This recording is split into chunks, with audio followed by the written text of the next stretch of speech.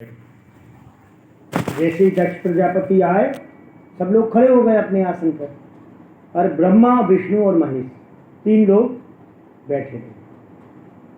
दक्ष ने देखा ब्रह्मा जी बैठे, तो थोड़ा मन में आया तो सही, परंतु अब पिताजी हैं, बोला इन्हें खड़ा होना तो चाहिए था।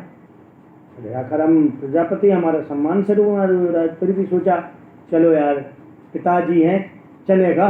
पिताजी खड़ी भी नहीं हुए तो क्या हुआ, छोड़ दिया। भगवान नारायण को देखा तो नारायण भी खड़े, अरे सबके आराध्य हैं, भगवान नारायण हैं, सम्मानीय हैं, श्रेष्ठ हैं, नहीं हुए, खड़े नहीं। लेकिन जब शंकर जी को देखा कि शंकर जी भी खड़े नहीं हुए तो दक्ष को बहुत गुस्सा, बहुत क्रोध आया दक्ष को। अब दक्ष क्रोध के मारे एकदम आग बबूला हो गया।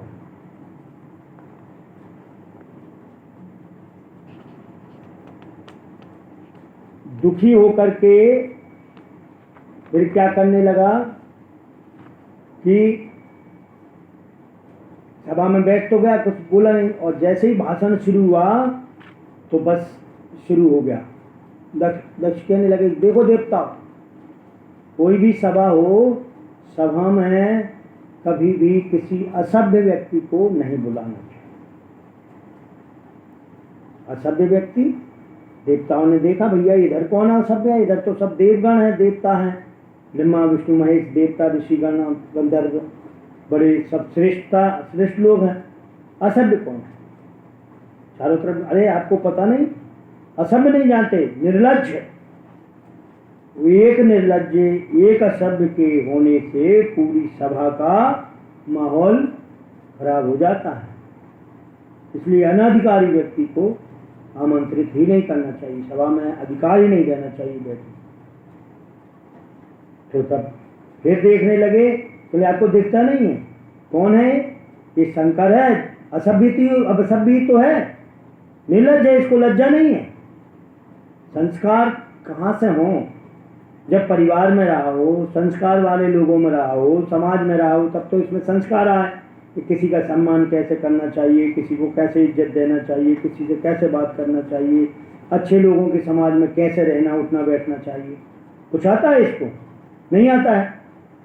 और भूत प्रेतों के साथ रहता है, डाकनियों के साथ जोड़ता है, शमशान में चिता भस्म लगाता है, तो संस्कार कहाँ से आएंगे।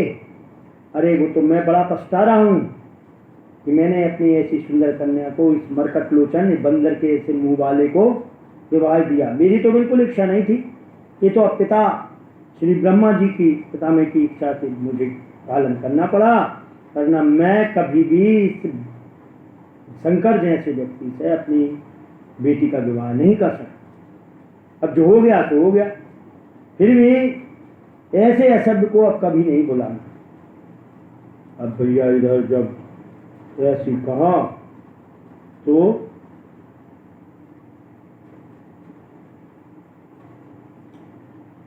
कि नंदी बाबा को गुस्सा आ गया, खड़े हो गए। बोले बाबा ने कहा रुको भाई रुको, कुछ चले महाराज गालियां बक रहा है। कहने लगे देखो नंदी बाबा, गालियां सबको मिलती हैं ससुराल की ओर से, ससुराल में तो सबको गालियां मिलती हैं। अरे किसी को शादियों में मिलती हैं, हमें बिना शादी में मिल रही है, शादियों में नहीं दे पाए होंगे। शादी में हम लोग देखते हैं ससुराल पक्ष के लोग, समधी हो या किसी भी ना किसी बहाने से जो जो उनको मन में कहना होता है, अच्छा बुरा सब कह लेते हैं, होती है गाली, और सबको हंस कर सहन करते हैं, ऐसे बुरे लोग हैं, ऐसे हैं, वैसे हैं, इनको ऐसा करना वैसा करना, कुछ भी कहते हैं तो गाली है वो एक तरह की। पर उस समय भैया बुरा नहीं मानना चाहिए, वो तो विवाह की गालियां हैं। तो अब हमने विवाह में नहीं मिली थी तो इसलिए ससुर साहब अब दे रहे हैं। लेकिन दक्ष तो शांत ही नहीं हुआ, बोलता ही रहा। या आज से मैं इसको श्राप देता हूँ, सबको आगाह करता हूँ, कभी भी इसको किसी यज्ञ में भाग नहीं देना, कोई भाग देगा तो मैं उसको समाज से बहिष्कृत कर दूंगा। अब भैया अब तो नंदी महाराज से सहन नहीं हुआ, बोला ए दक्ष, तो बहुत देर से बक बक बक बक करा जा रहा है बकरे की तरह, और भगवान शिव को जिस मुंह से तुम असभ्य वचन बोल रहा है, तेरा वो मुंह नष्ट हो जाए, तेरा बकरे की तरह मुंह हो जाए। ये दक्ष का होश उड़ गया। तब तक आदमी खुद भले ना बोले, आपस में बातचीत चल रही हो तो दो आपस में ना बोलेंगे, लेकिन दोनों तरफ के जो खास सिपाहीसलार चमचे जिनको बोलते हैं उनको ज़्यादा तकलीफ होती। तो नंदी ने ऐसा बोला तो इधर भृगु ऋषि खड़ी हो गए, अरे शिव के गणों, तुम अपने आप को क्या समझते हो, जाओ मैं तुम्हें श्राप देता हूं, तुम सब पाखंडी हो जाओ। अब फिर गुस्सा आ गई, भैया इधर नंदी कहने लगे, तुमने हम सब शिव गणों को पाखंडी कहा, तुम जाओ सब ब्राह्मण भिखमंगे हो जाओ। अरे भैया, तब तक कोई दाढ़ी पे हाथ फेर रहा था, देख दाढ़ी दिखा रहा तो इसकी दाढ़ी नष्ट हो जाए। कोई आंखें अब मजा आया, अब मजा आएगा, कोई हंस रहा था ही, ऐसे सब मजे ले रहे थे।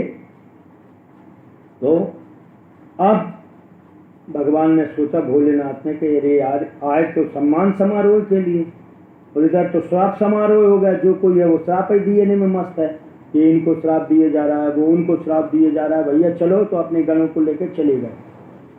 अब कोई प्रतिकार ना करे, बात विवाद ना करे, तो गुस्सा करने वाले को अपनी बेइज्जती सी महसूस होती है कि यार मैंने इतना कुछ कहा, इसने बोला ही नहीं, इतना बड़ा वाला बोल तो नहीं, जवाब नहीं दिया।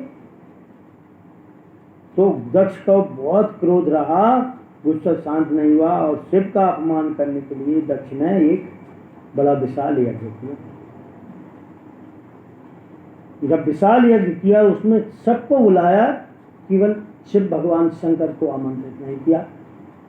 अब यज्ञ होने लगा कनखल में, हरिद्वार में। भगवान भोलेनाथ हिमालय पे समाधि में लीन, भगवान की समाधि खुली। सती मैया बड़ी सेवा कर रही हैं भगवान की, और भगवान बैठे हुए हैं और सब देवता, ऋषि मुनि और जो उनकी बहनें थी सती की, सब जा रही हैं।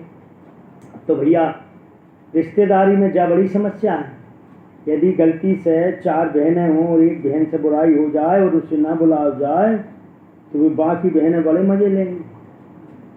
वैसे कभी फ़ोन नहीं करेंगे, लेकिन तब जरूर फ़ोन करेंगे, कहाँ है तू, चल नहीं रही, मैं तो सोच रही तू चली गई होगी, है नहीं जा रही, अच्छा बुलाया नहीं है क्या तुझे, हैं तुझे नहीं बुलाया, ओहो राम राम राम, जैसे बुलाना चाहिए था।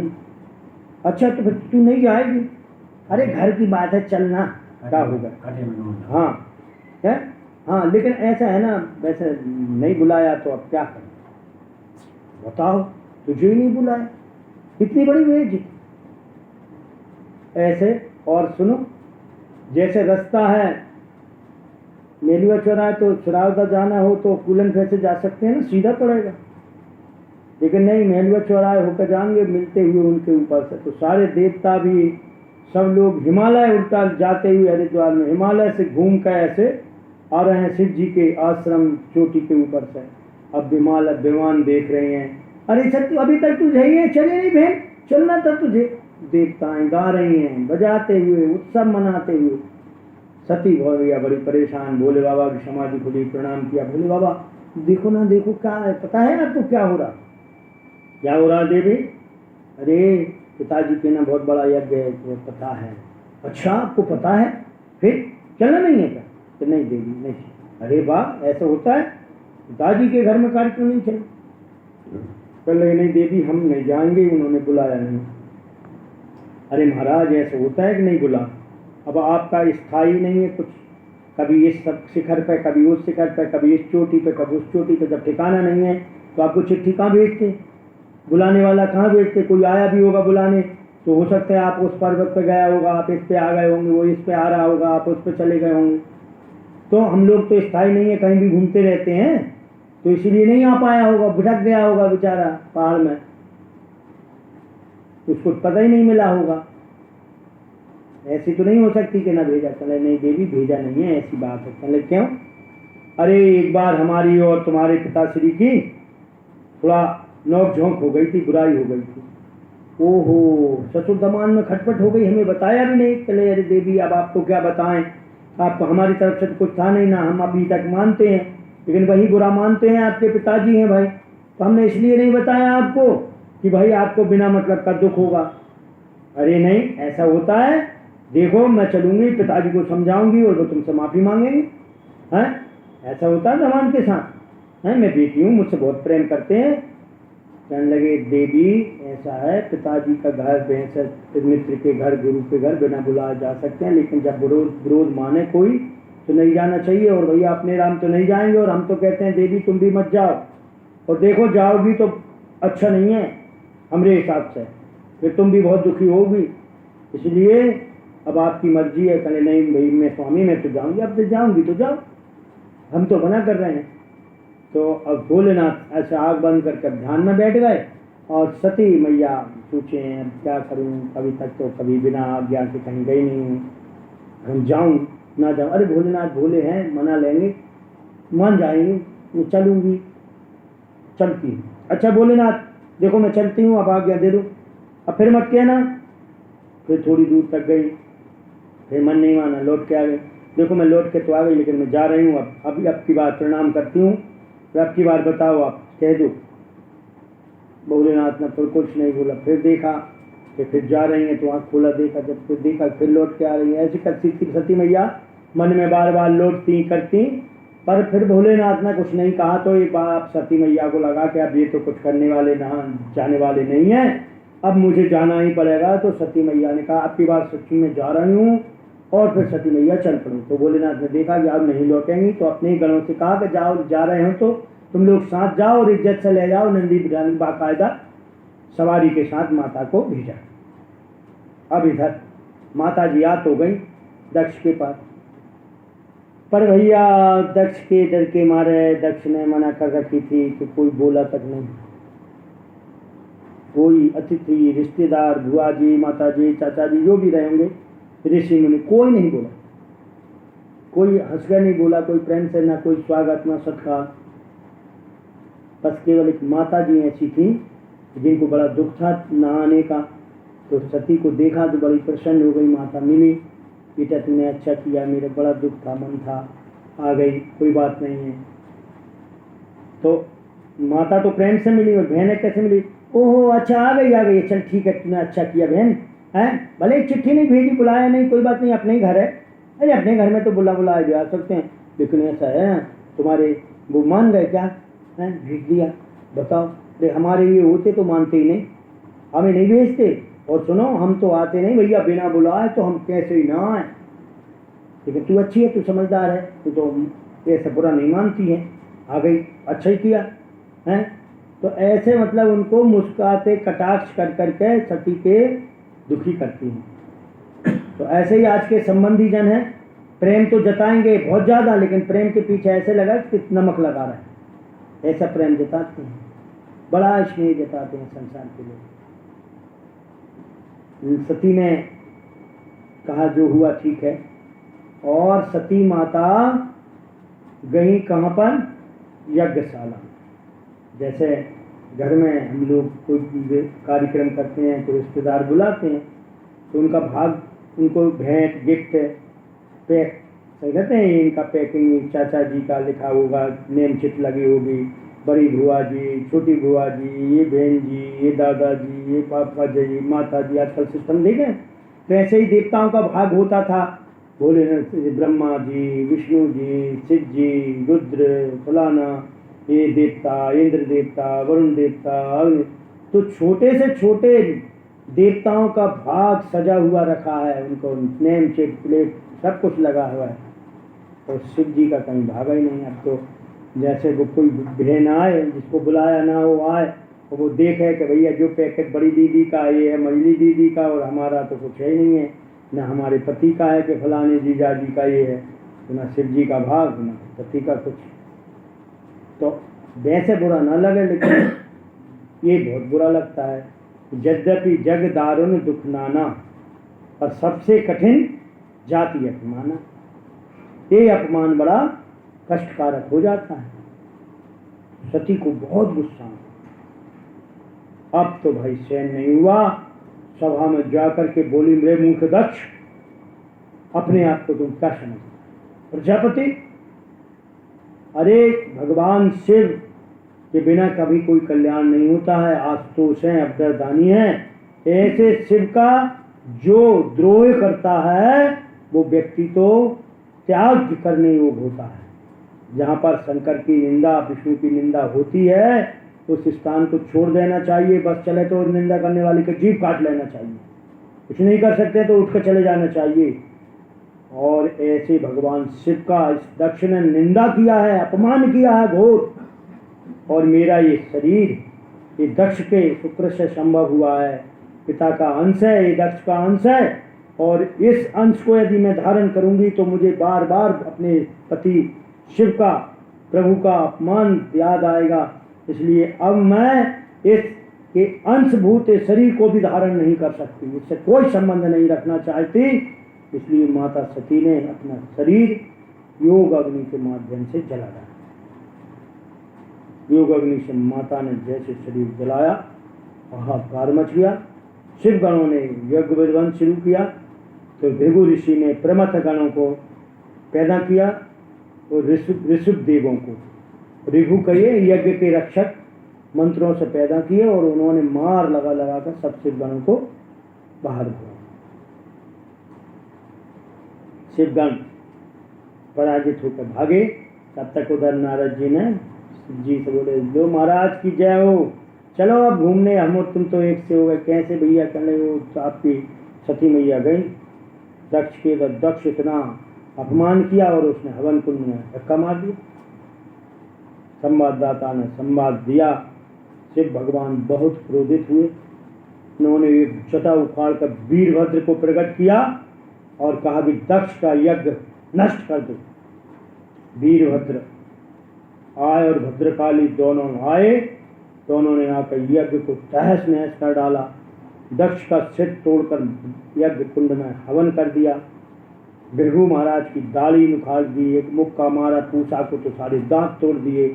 मित्र के दोनों नेत्र तो फोड़ दिए, जो ज्यादा आंख मटका मटका कर देख रहे। सब देवताओं को अंग भंग करके ठंडे सुंदर। तो भाई सब देवता आए हो भाग लेने के लिए, तो अब भोलेनाथ के बिना अब भाग लेके ही जाओगे, ऐसे नहीं जाओगे, इसका भाग लो पहले। ऐसे कैसे भाग रहे हो? तो सबको पकड़ पकड़ के दंड दिया और सब यज्ञ विध्वंस हो गया। अब संसार में त्राही त्राही मच गई कि यज्ञ तो अधूरा रह गया। फिर भगवान हरि प्रकट हुए, ब्रह्मा जी आए। ब्रह्मा जी ने और भगवान नारायण ने मिलकर शिव को प्रसन्न किया। भगवान शिव के बिना तो कल्याण हो नहीं सकता है, आप यज्ञ की मर्यादा रखिए, दक्ष के यज्ञ को पूर्ण कराइए, आपको भाग दिया जाएगा। बोले जब हमें भाग ही नहीं दे रहे तो हम क्या करें? कहने लगे यज्ञ अवशिष्ट, यज्ञ से जो भी सामग्री बचेगी आचार्य के बाद आचार्य की इच्छा से आपकी होगी। तो इसलिए यज्ञ से बची हुई सामग्री, यज्ञ से बचा हुआ सामान शिव और आचार्य का होता है। शिव की कृपा से आचार्य को प्राप्त होता है और उस पर देवताओं के तौर पर शिव का अधिकार होता है। तो भगवान शिव ऐसे कल्याणकारी हैं। फिर भगवान शिव का वही सती माता जो है पार्वती के रूप में जन्म हुआ और भगवान शिव से पुनः मिलन हुआ शिव शक्ति का। और विछोह इसलिए हुआ था कि माता सती ने भगवान राम की परीक्षा के लिए सीता का रूप धारण कर लिया था और माता सीता का रूप धारण करने से भगवान ने, शिव ने उनको उस शरीर से त्याग दिया। तो लीला कई तरह से होती हैं, लेकिन कहा गया है कि अभिमान एक बड़ी विकट चीज है। व्यक्ति को पद और प्रतिष्ठा कुछ मिल जाए, मान बढ़ाई पचाना बहुत कठिन है और जिसका परिणाम हमेशा भयानक ही होता है। तो हमेशा हमें इस तरह का ध्यान रखना चाहिए कि जीवन में ऐसे क्षण ना बने कि फिर जिनका परिणाम भयानक हो। बोलिए वृंदावन बिहारी लाल की जय, भक्त वत्सल भगवान की जय, साचे दरबार